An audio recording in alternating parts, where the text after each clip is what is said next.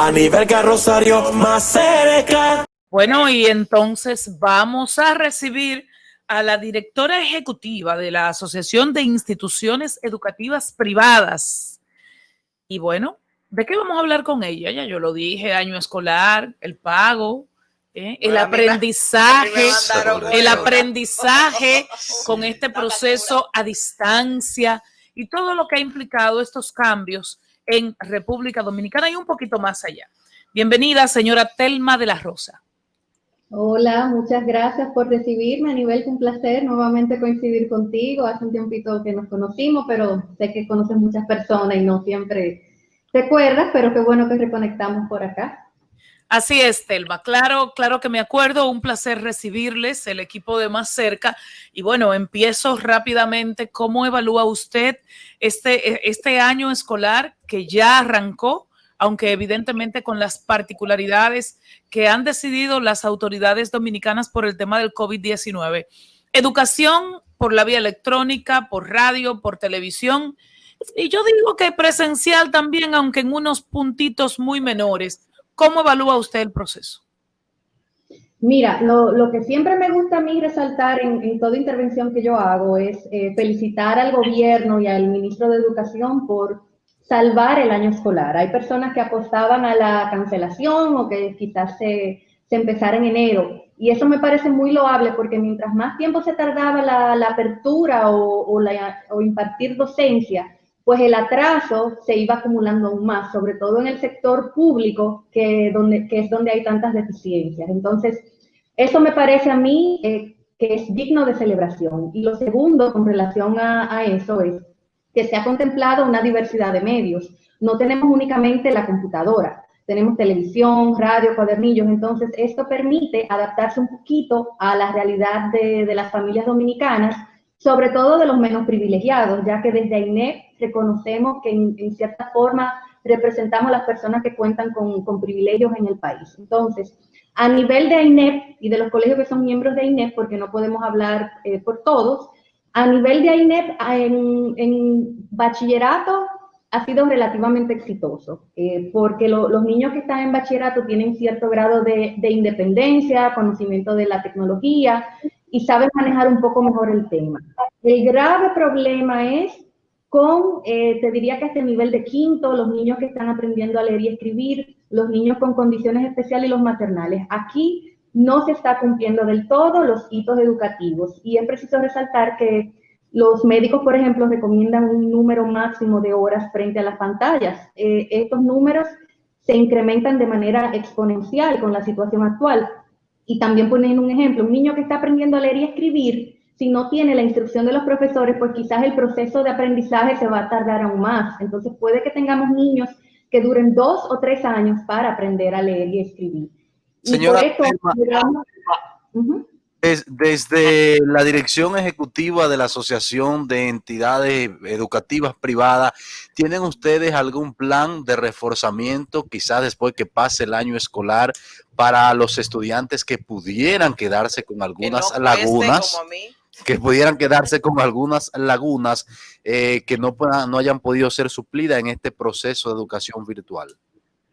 Mira, obviamente hay se podría decir, entendimiento quizás macro, pero tú sabes que cada colegio traza sus propias pautas y tú podías tener en un mismo curso niños con distintos grados de atraso con el aprendizaje. Entonces, corresponde a cada colegio y en ocasiones a cada profesor determinar cómo hace esto. Pero definitivamente habrá que trabajar un poco el reforzamiento y aquí quiero hacer otra pausa para evidenciar la preocupación. Los colegios de AINEP, siendo personas privilegiadas, van a poder pagar tutores muchos y van a poder permitir que sus hijos recuperen lo que han perdido, pero los menos privilegiados en República Dominicana no es así. Entonces, sabemos cuáles son los resultados de las pruebas PISA y demás cosas, sabemos que van a empeorar.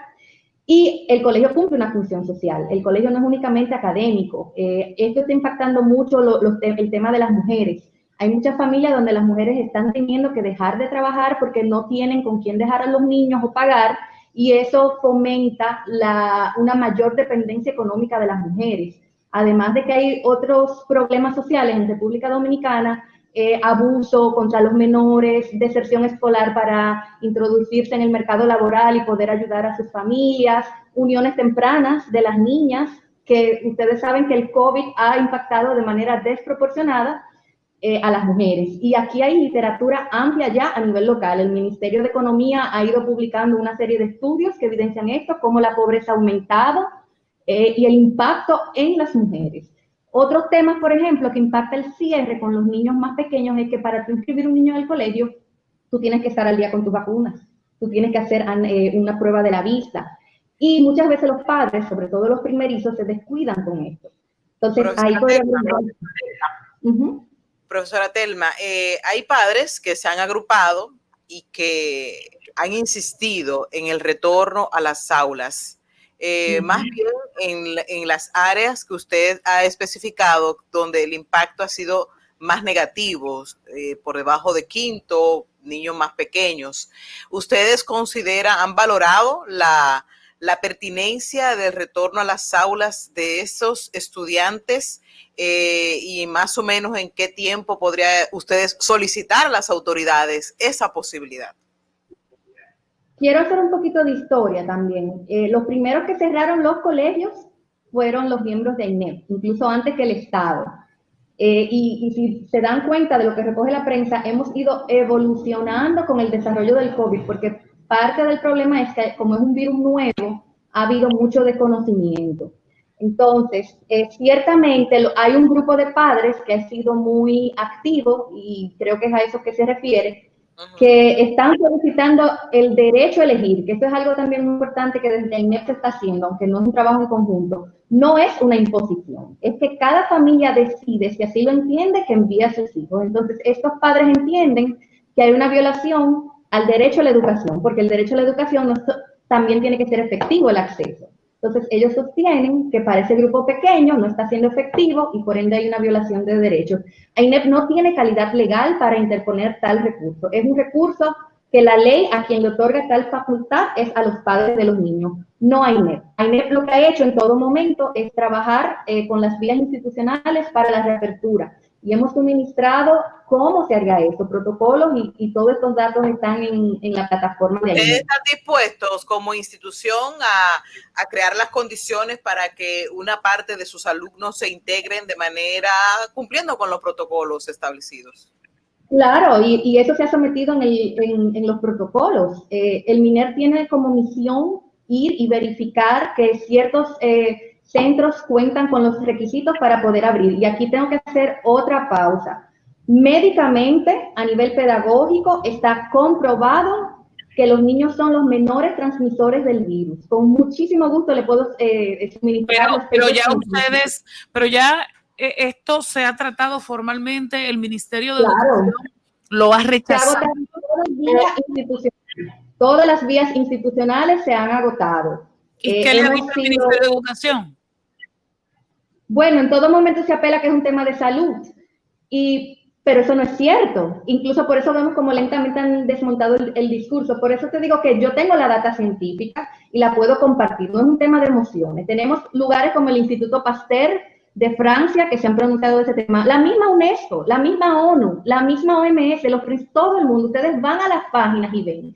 Incluso la representante de UNICEF aquí en el país, no obstante el apoyo con el tema de los cuadernillos, ya está diciendo públicamente que hay que considerar el retorno a las clases. Incluso la OEI, que acaba de elegir como presidente al ministro de Educación, en sus páginas de internet, en Twitter, sus principales directivos hablan de que no hay motivo para el cierre de la escuela. Científicamente no lo hay. Lo que sí está demostrado es que en este país todo está abierto o con ciertas limitaciones, menos los colegios. Entonces, si hablamos de tasa de positividad, ¿cuál es el razonamiento científico para justificar que un lugar como los bares y restaurantes, que sí son, y está demostrado científicamente, los mayores propagadores del virus, estén abiertos? Parecería que hay un derecho a beber y no un derecho a la educación. Es como que tú te puedes divertir e ir al teatro, eso es un derecho, pero la educación no.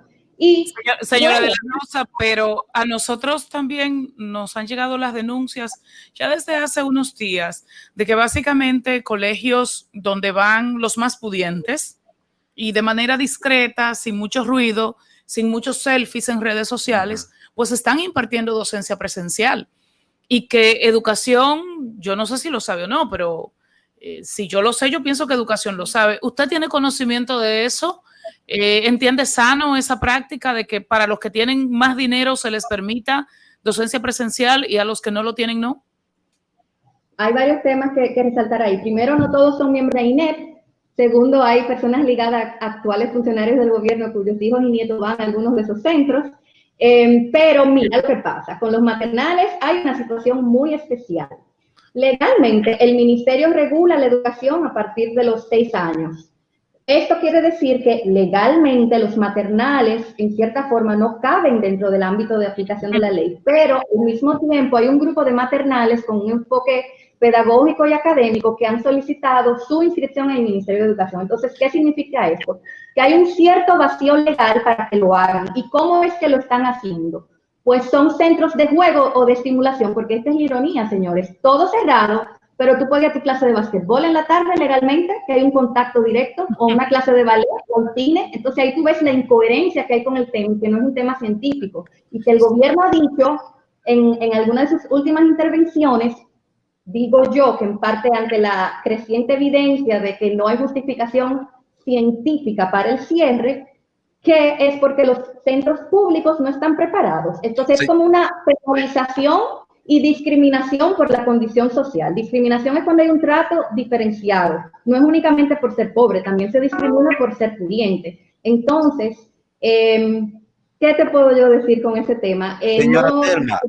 No vemos que se respeten las leyes y los colegios completos y registrados con AINEP, nuestra postura es un respeto a las leyes, pero entendemos los maternales. Aquí, la mayoría de los maternales, que nada más llegan hasta los 6 años, su matrícula ha disminuido en un 45%. La cantidad de maternales que van a quebrar y el impacto que va a tener eso en la educación de los niños, porque el maternal también ayuda, por ejemplo, a identificar si un niño va a tener Asperger, si un niño va a tener algún tipo de problema cognitivo, de psicomotricidad.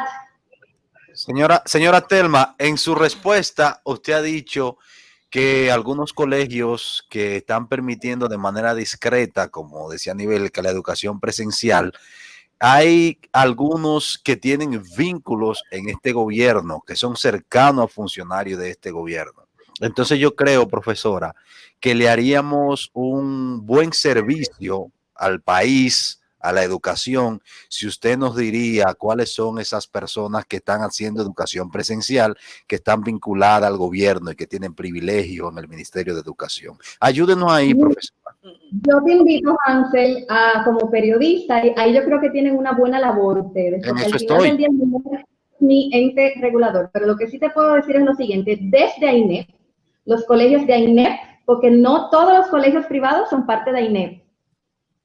¿Entiende? O sea, si tú me dices a mí hay un colegio privado de AINEP, bueno, de los que usted tiene conocimiento, claro, que están violando la disposición, que sabemos que no son de AINEP, pero que son colegios del país. Y no están violando, como te digo, porque si son maternales, ilegalmente puede haber en la tarde abierto quizás un lugar de jugar basquetbol o de ballet, pues yo no te puedo identificar un colegio. Yo sí te puedo decir centros que con miras quizás a sobrevivir han buscado mecanismos legales, porque legalmente puede abrir un centro que da deportes. O sea, no es un centro educativo que cae bajo el... Es un truco de cámara. Señora Telma, pero perdóname Marisol, discúlpame por favor, tan bella.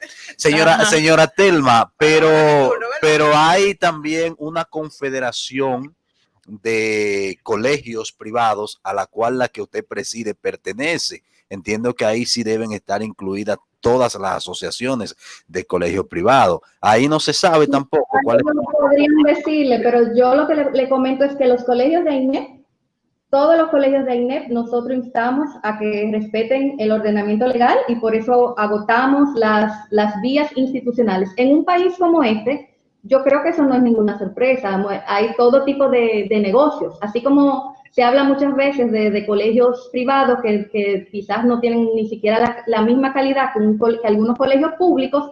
Eso no necesariamente significa que son miembros de AINEP. Pero, como le digo de nuevo, como hay un vacío, hay colegios que están, o centros, vamos a ponerlo de esa forma, que hacen eso, porque tú puedes ir a jugar basquetbol en la tarde a un centro deportivo, ¿verdad? O tú puedes llevar a tu niño a una estimulación a un psicólogo o centro psicológico. Entonces, cada centro es responsable de sus acciones, ¿tú me entiendes? Al final del día. Pero en AINEP instamos al respeto de las leyes. Lo que sí queremos es que haya coherencia. Usted hablaba, profesora, de que hay, bueno, guarderías o instancias infantiles que han sido afectadas. En sentido general, a los miembros de su institución, ¿cuál ha sido el impacto económico y si ustedes ya están midiendo la deserción escolar con esta situación? Sí, nosotros, incluso hablarte al día de hoy del número de miembros de AINEP o de colegios privados en el país es un poquito prematuro. ¿Por qué? Porque como hemos tenido esta interrupción del sistema educativo, hay colegios que abrió el año escolar y están viendo si sobreviven. O sea que una real lectura del impacto económico será cuando concluya el año escolar. Pero te digo que, por ejemplo, en los maternales, la pérdida de matrícula es aproximadamente un 45% en los maternales. Los colegios que tienen maternales básica y bachillerato no es tan grave y, como les explicaba anteriormente, son estudiantes con cierta autonomía, etcétera, que les permite continuar con su educación, con su aprendizaje. Entonces, lo que para mí es importante resaltarles, y yo no sé si eso le queda claro a ustedes, es que científicamente está demostrado que los niños no son los principales propagadores del virus, y puedo citar varios estudios en este sentido, estudios que también dicen que los gimnasios son los más contaminantes, los restaurantes también, estudios que hablan de cómo ha impactado emocionalmente a los niños este tema, y en los adolescentes ha sido peor, que ha habido hasta casos de donde el COVID ha producido suicidio de adolescentes, y los niños más pequeños cuentan con menos herramientas para poder manejar este tipo de situaciones. Muchas charlas de la Asociación Internacional de Pediatría en este sentido, o sea, la información y la literatura abunda. No hay razón científica para que permanezcan los colegios cerrados y lugares que son mayores contaminantes abiertos. La ultimilla. Profesora Telma, por su respuesta. Estos segmentos improvisados. Por su respuesta, podemos colegir entonces que usted está de acuerdo y promueve la incorporación a la educación presencial. Eso no. Un momentito, profesora, por favor. Eso nos ha quedado claro. Perfecto. Entonces, además de eso, si el MINER dice que no están las escuelas públicas aptas para recibir estudiantes, usted propone que reciban los colegios de manera presencial solo. Explíqueme de eso, por favor. No, yo recomiendo al ministro que lugares como donde el argumento que utiliza de la tasa de positividad, que tampoco es del todo cierto, que vayan abriendo en eso. Leí algo de Educa en este sentido, que me parece que en Pedernales, no sé, algunos lugares donde el COVID no ha sido tan grande, pueden ir abriendo. No es que abran todos, no es que vayan obligatorios. El MINER tiene que ver si cuentan con las condiciones, así como ven si los hoteles cumplen. Eso es, porque no estamos ajenos a la realidad dominicana. Incluso hay colegios que quizás no tienen las condiciones para abrir, no necesariamente de AINEP. Entonces, hay que adaptar la realidad a la situación local. Y es un plan piloto, no que abran todos. Incluso al Estado le conviene ver cómo se desarrolla esto, mejores prácticas. Yo, por ejemplo, señora Telma, a esta iniciativa de ustedes, con la cual al menos parcialmente me identifico, yo le sumaría, por ejemplo, las escuelas en zonas rurales. Está demostrado que en las zonas rurales el impacto del COVID ha sido muy inferior. De hecho, hay escuelas en campitos muy apartados que tienen poquísimos alumnos y que no hay razón para tenerlo en sus casas solamente como opción, sino que inclusive los profesores son de las mismas comunidades. Y espero que, sobre todo a partir de enero, febrero, educación pues tome en cuenta esto, porque no tiene sentido y, como bien usted dice, estamos abiertos para todo, menos para la educación. Y yo quiero hacerles una pregunta en ese mismo sentido. Sabemos que hay un toque de queda, sabemos que hay un estado de emergencia, sabemos que viene la Navidad. ¿Ustedes creen que todos los dominicanos van a acatar el toque de queda, el estado de emergencia en Navidad, ya que hablábamos de leyes y el comportamiento de los dominicanos? Entonces, ¿qué va a suceder en enero? Convenientemente o lamentablemente, pues que habrá un aumento de la tasa y se justificará que deben de continuar cerrados. Bueno, gracias Telma de la Rosa, directora ejecutiva de la Asociación de Instituciones Educativas Privadas de República Dominicana, INER, a propósito de cómo vamos en este experimento de dar educación básica y secundaria a distancia. Nosotros seguimos, tenemos mucho más en Más Cerca. A nivel Rosario, más cerca.